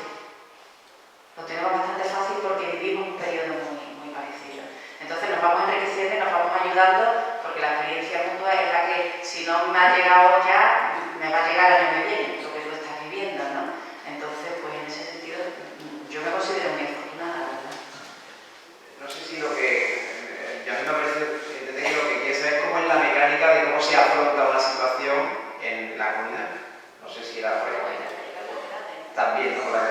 De todas maneras, en la comunidad las reuniones están perfectamente estipuladas y establecidas y tienen un sistema de funcionamiento, y hay una parte en la que llamamos la puesta en común, en la que se exponen por todas esas vivencias desde el punto de vista de la fe que se han tenido durante el mes, y en la que se plantea, porque también las comisiones plantean un aquello que se tiene que, si es por la mecánica, o sea, que se tenga que plantear ante una situación específica a uno de los miembros de la comunidad. José Manuel, no sé si tú quieres decir algo. Juan. Juan. Es que... No, pero Juan Manuel. Es que he cambiado el nombre. Bueno, Manu, movimiento que me llamo Manu. Que sí, efectivamente, esto yo quería decir un par de cosas en relación a la pregunta de Isabel, ¿no? Tu nombre. Como he dicho, nosotros empezamos en el grupo nuestro, ¿no? Dentro de Seclares hay muchos grupos. Nuestro se llama de Maús porque empezamos con esto del camino de Maús. Pues si empezamos de novio hasta hoy, pues podéis imaginar. Entonces, nosotros, el primer año o el segundo, empezamos con el Camino de Maús con el libro 1. Camino de Maús son 5 libros. Entonces, al siguiente año, pues todavía seguimos con el libro 1. Al siguiente año, todavía seguimos con el libro 1.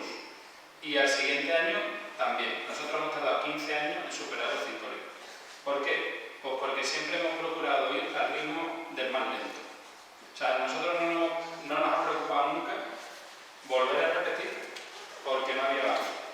Nosotros hemos sufrido, sufrimos y seguiremos sufriendo las separaciones matrimoniales dentro del seno de la comunidad.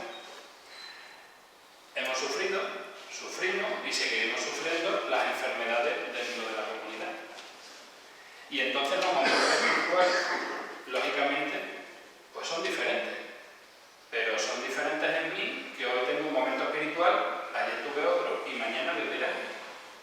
Entonces, yo creo que en eso la comunidad, no voy a decir sin querer, porque hemos tenido sesudas convivencias, porque estos no son temas que se puedan tratar en una reunión de una hora, sino son fines de semana, son veranos compartidos, donde se reflexiona sobre todo esto y se toman decisiones. En cuanto a la cuestión de, o sea, por resumir la primera pregunta, mi respuesta sería ir al ritmo del más lento, como comunidad. La segunda pregunta, los niños. Yo efectivamente me he educado en un sistema muy abierto, muy liberal. Yo, como he dicho, no formo parte de la estructura interna del movimiento de Seglares Claretianos, aunque estoy muy cercano y estoy permanentemente en contacto y permeablemente, pero yo no soy una persona de estructura rígida, yo soy una persona bastante abierta, tolerante, y en mi casa se intenta vivir un ambiente de libertad siempre y cuando no se salga uno de la línea, porque entonces recibe una pedrada. ¿Sabes? A los 4 niños podéis imaginar.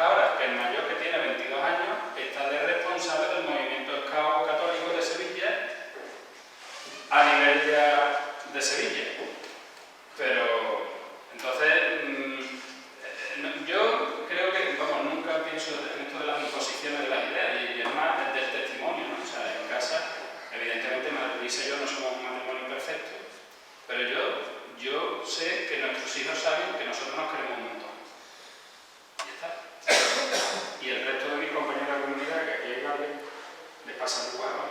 Igual, que nos queremos un montón. Miguel. Vaya por ahí. Mira, te contesto tres cosas. Primero,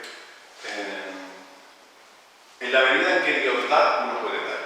¿Vale? Es decir, no hay un momento, no es que el camino catecumenal, nosotros, una comunidad promedia, en la etapa actual, en la época actual, que las primeras comunidades es como si hubiesen tenido que abrir el túnel, ¿no? Que siempre es mucho más lento todo, ¿no? Pero ahora no, ahora una comunidad que inicia el camino, pues en unos años, estoy hablando de 15, 20 años, 25 años, más o menos puede terminar el camino, más o menos. Eso significa que hasta dentro de tantos 25 años no haga nada, como que va, por Dios. Te voy a poner un ejemplo. Hace 5 meses, mi parroquia envió a una chica a Tanzania con 22 años. Llevaba de camino un año. ¿Por qué? Porque Dios la llamó a ser misionera. Y está en Tanzania hace 5 meses. ¿No? Es decir, no tenía que esperar nada. Después, ¿qué horas? Para yo no resistirme al mal en mi trabajo, no necesito haber terminado el camino. Simplemente que Dios me lo ilumine y me dé la fuerza para hacerlo. Eso puede ser en cualquier momento. No tiene que terminar un tiempo para... Ahora, formalmente, en defensa de las personas y de los hermanos que vienen, que no tienen fe, que es que no nos enteramos de eso, que no tienen fe, y por tanto no pueden dar.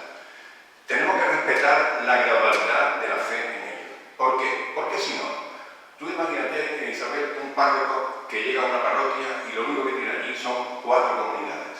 Y los demás gente de la parroquia, olvídate que no quieren colaborar en nada por la circunstancia que sea. Así, ahí es. ¿No? Este hombre está tentado de coger las 4 comunidades y ponerlo a trabajar todas las parroquias, catequesis de niños, de confirmación, de lo que te da. ¿Qué ocurre? Se terminó el camino de la parroquia. Entonces, en defensa de eso, nosotros decimos, personalmente, el hermano que quiera, cuando quiera, puede colaborar en la parroquia como le da la gana, voluntariamente. Pero desde el camino de la catecumenal le decimos que hasta que no pase unos años, como comunidad, no tiene la misión de colaborar en la parroquia. Después tendrá la misión de colaborar, ¿entiendes? A partir de la redición, le decimos, tu misión ahora, durante 2 años, ha sido predicar por las casas, por ejemplo. A partir de ahora, que ha hecho la redición, lo que va a hacer es trabajar en la parroquia, en el campo en que Dios te llame. ¿Te gustan los matrimonios? Habla con el párroco y que te metan un grupo de matrimonios. Y así toda la comunidad trabaja. ¿Entiendes un poco la cosa? Segunda cosa, la mediación. Esto es un camino de iniciación cristiana, por tanto, tiene unos responsables que lo dirigen y una mediación que lo dirige, que son los catequistas. Es que si no, no podríamos entregar nada. ¿Entiendes? Esto no es una cosa espontánea, en el sentido de que cada uno hace lo que quiere, lo que Dios le inspire. Eso no, en la Iglesia nunca ha sido así. San Pablo y la pastoral de la Iglesia apostólica es que los apóstoles corrigen a los catecúmenos y le escribe y le dice que esto no se puede hacer y que esto sí, y que esto tal, y atento a lo que estáis haciendo, porque hay una corrección y hay una ayuda, que es una ayuda. Ten en cuenta que el hermano que viene al camino se pone en manos de la Iglesia representada en el párroco y los catequistas para que lo inicie a la fe. Si él se pudiera iniciar la fe solo, no necesitaríamos reunir con él. Por tanto, hay una pauta que seguir, que los que llevamos el carisma y a los que Dios se lo ha dado, lo hacemos siempre mirando que el bien de las personas y sin reglas. Es decir, aquí puedo decir una cosa, pero al otro a lo mejor le conviene otra. No sé si me entendéis. Esta es la cosa. Tercera cosa. ¿Cuál es la tercera? El que quiere entrar y salir, ¿no? Bien, esto tiene un peligro y un problema. Hay una etapa en el camino, en el precatecumenado, en que esto es normal. Es decir, las personas hacen las catequesis, van a la convivencia, le preguntamos si quiere continuar, sabiendo lo que es, poniéndole, y dice que sí. Pero mañana se cansa y se va. Y vuelve a los 5 meses. Y vuelve a los 5 meses y lo recibe en la comunidad sin problema ninguno. Y mañana dice, pues no voy. Y no va, no pasa nada. Hasta que pasa 1 año y medio, 2 años. Cuando iniciamos el primer escrutinio, ya la comunidad se forma un poco más formalmente. ¿Por qué? Porque ya se comienza a tocar problemas de la vida. Y entonces, para que las personas puedan abrirse y tocar problemas de su existencia, de su vida, de su sufrimiento, necesitan un cierto ambiente de confianza. No que tú entres y ahora vengo yo y un extraño y dice, no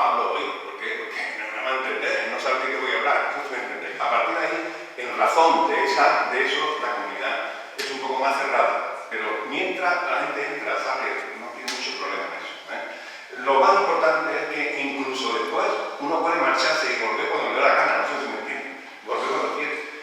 Porque lo más importante es que tiene un sitio para volver. Es lo importante, es decir, sabe que la comunidad está ahí y tiene un sitio para volver. Puede entrar en crisis, hay muchas circunstancias de la vida, porque una persona abandona la fe, abandona la iglesia, entra en crisis, su matrimonio, los hijos, cambio de trabajo, de pago, no sé cuándo. Y muchas veces se encuentra despistado, ¿no? Tiene un sitio donde volver. Eso es. ¿De acuerdo? Gracias. Sí. Quiero dar las gracias a los ponentes porque han expuesto realidades vivas de la Iglesia, cada una con su carisma, pero nadie ha tocado lo de la pastoral a los alejados. El Papa Francisco dice ir a la periferia, ahí están esperando, ¿verdad? ¿Verdad que hay una iglesia, hay sitios que no hay iglesia? ¿Qué me ofrece cada uno para los alejados? Para los que no tienen fe, para los que no saben que Jesucristo existe. A ver qué me presentáis. Pues yo te contesto, tú lo sabes, Ulises. Te contesto. Yo lo tenía aquí al final, pero no me lleva mucho tiempo, ¿no? Toda la visión está siempre en función de los alejados, ¿no? El problema que tenemos hoy, ¿cuál es? Yo le he comentado a un párroco hace unos días, exponiéndole un poco el camino. Le decía, porque estaba contento con su parroquia. ¿Contento en qué sentido? En el sentido de que la misa de 12 vienen 150 o 200 personas, ¿no? Y el fin de semana por lo menos hay 400 en total, toda la misa. Y tiene algunos sacramentos y en casa algunas veces algunos al año, ¿no? Pues está contento. Pues bien, yo decía muy bien, porque tú estás mirando a la puerta de la iglesia. Cuando mira la misa de 12 y ve la puerta, dice, oye, casi llega la gente hasta la puerta. El problema es que no te das cuenta que el 95% de tu parroquia no está aquí. El 95% de tu parroquia no está aquí. Está en la calle. Y no va a venir nunca aquí. Y es tu parroquia. Y son tus feligreses. ¿Vale? No, los feligreses son los que están bautizados. Te equivocas.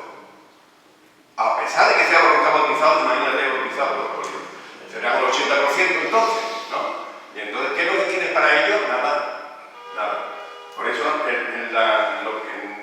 la iniciación cristiana es lo que me has preguntado tú, ¿no? Para los alejados, es que está en función de los alejados.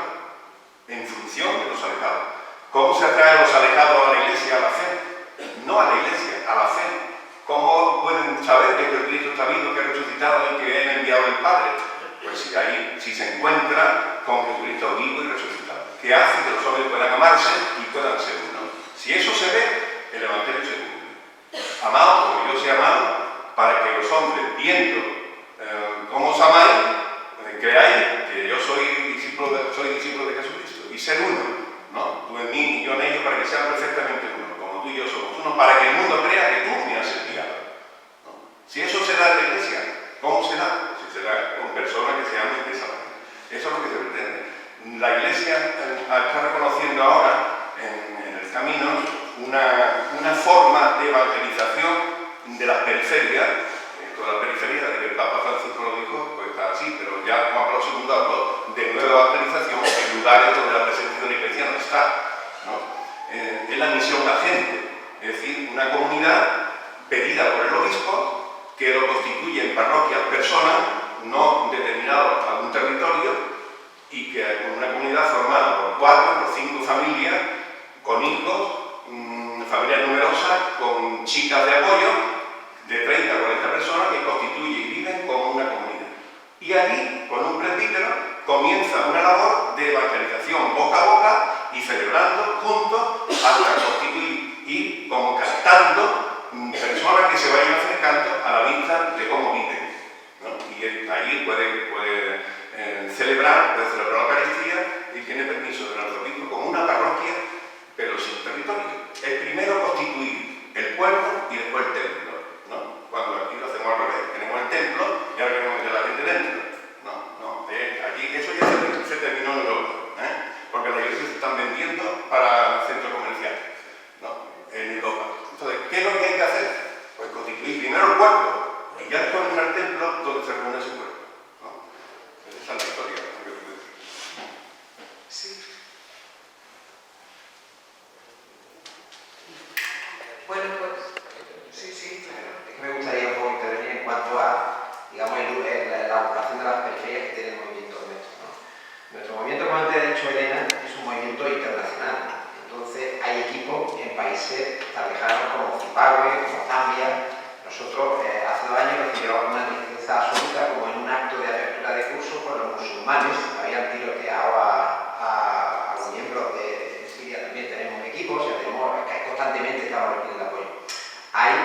un apoyo institucional hacia esa zona, en cuanto, digamos, a la periferia internacional.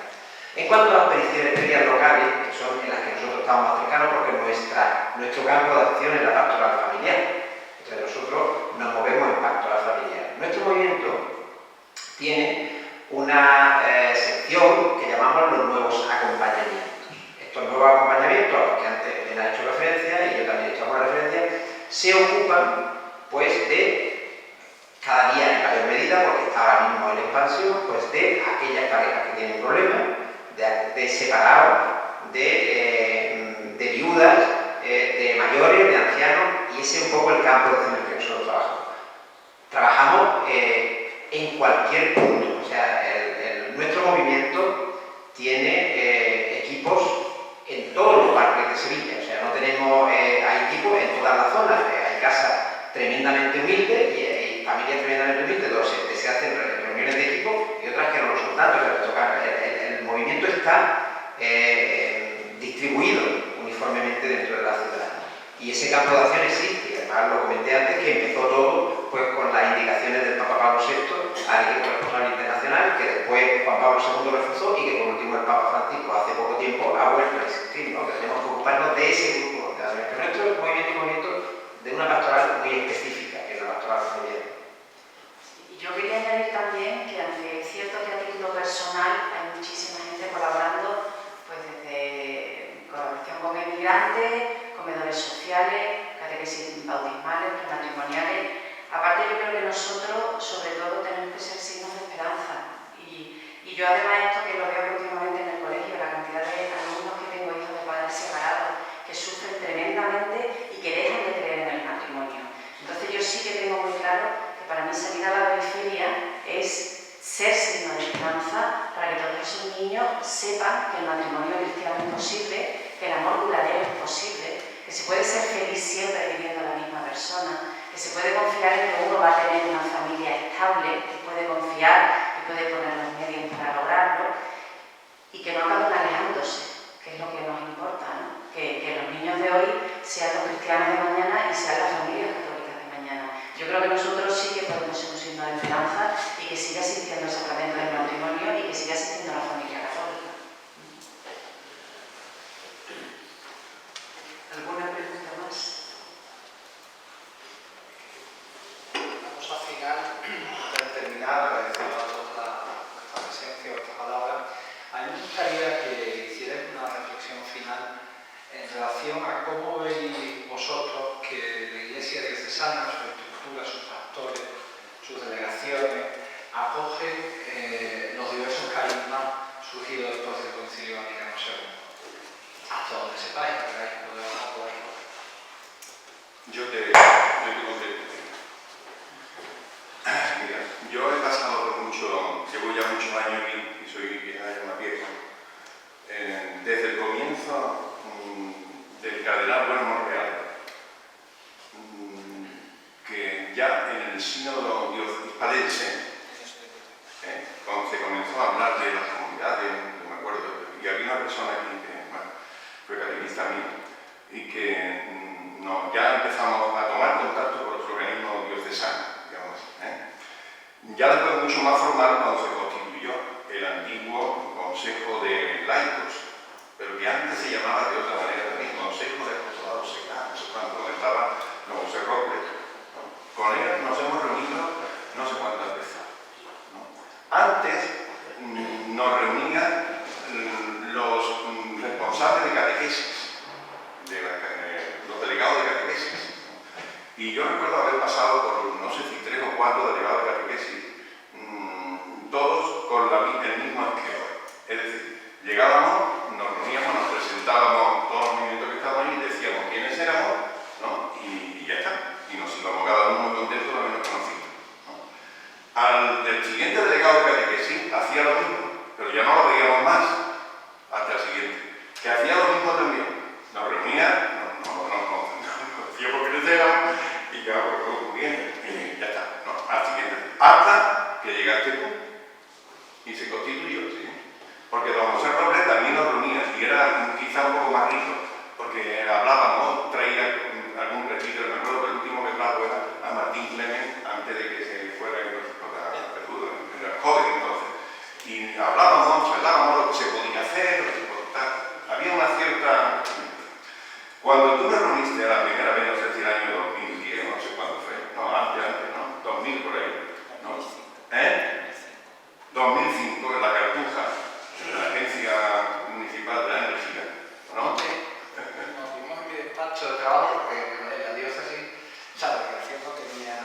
yo sustituí a un vicario episcopal, a Silva, Algo así. y claro, el vicario episcopal tenía despacho, para que visitaba 2 despachos.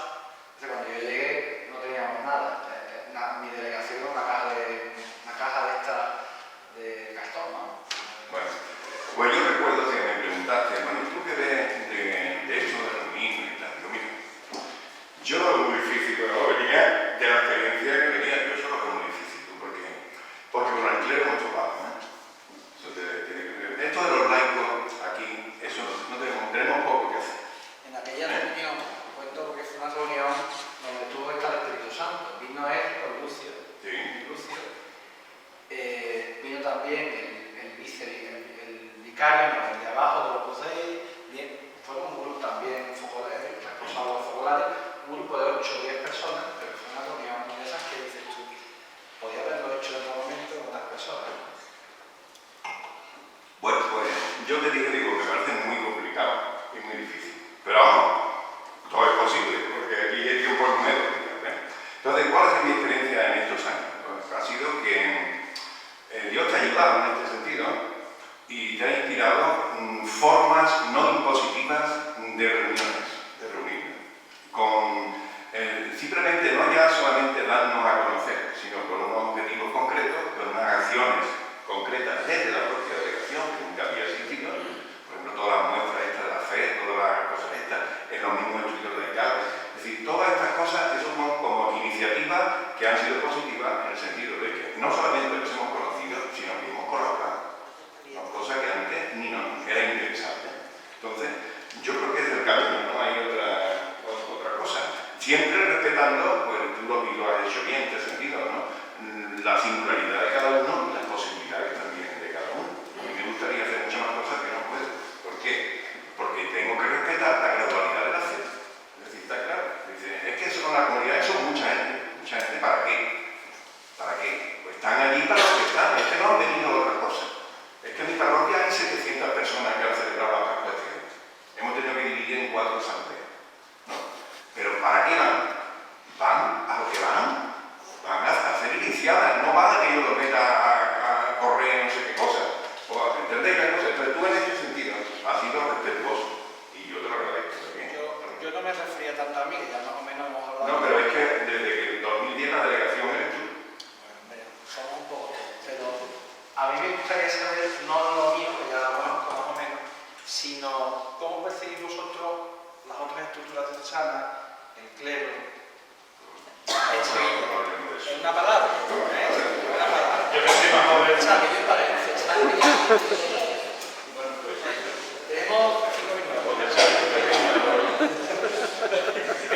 Bueno, la verdad es que yo creo que en ese sentido soy como el niño que se ha educado sin que nadie le haya pegado, ¿no? Claro, yo me he educado inicialmente bajo el paraguas de los claretianos.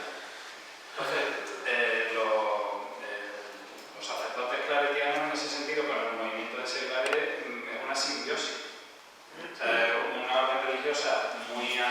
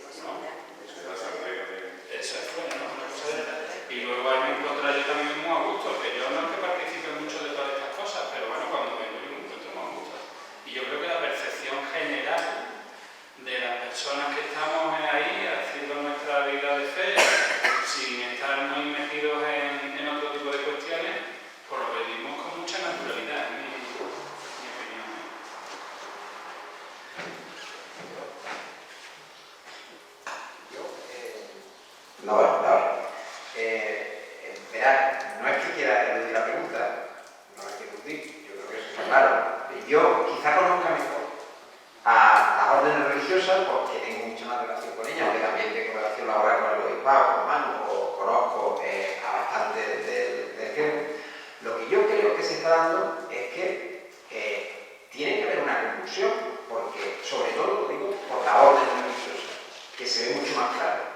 Cada día necesita más de los seglares y va a ser difícil y le cuesta trabajo como le costaría a cualquiera. Entonces yo creo que hay una especie de situación de hecho que también tenemos que darle su tiempo, porque el cambio es importante y el cambio se tiene que dar, porque esto no lleva a otra vía, o será ese cambio o esto no va a funcionar.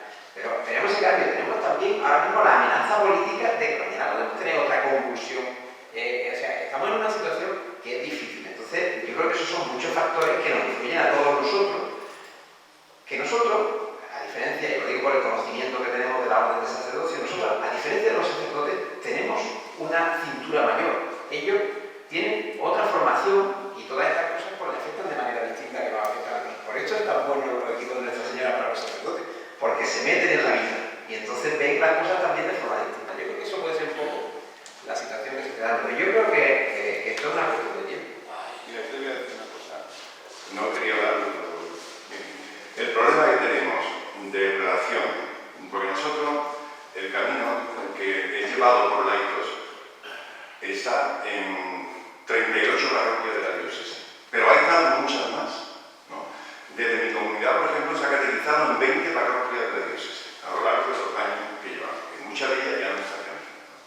Quiere decir que la relación que tenemos con los párrocos es constante y con muchos y durante mucho tiempo. Hay una enfermedad que se llama el clericalismo, que impide el anuncio del evangelio. Se llama clericalismo. Y clericalismo se traduce como poder.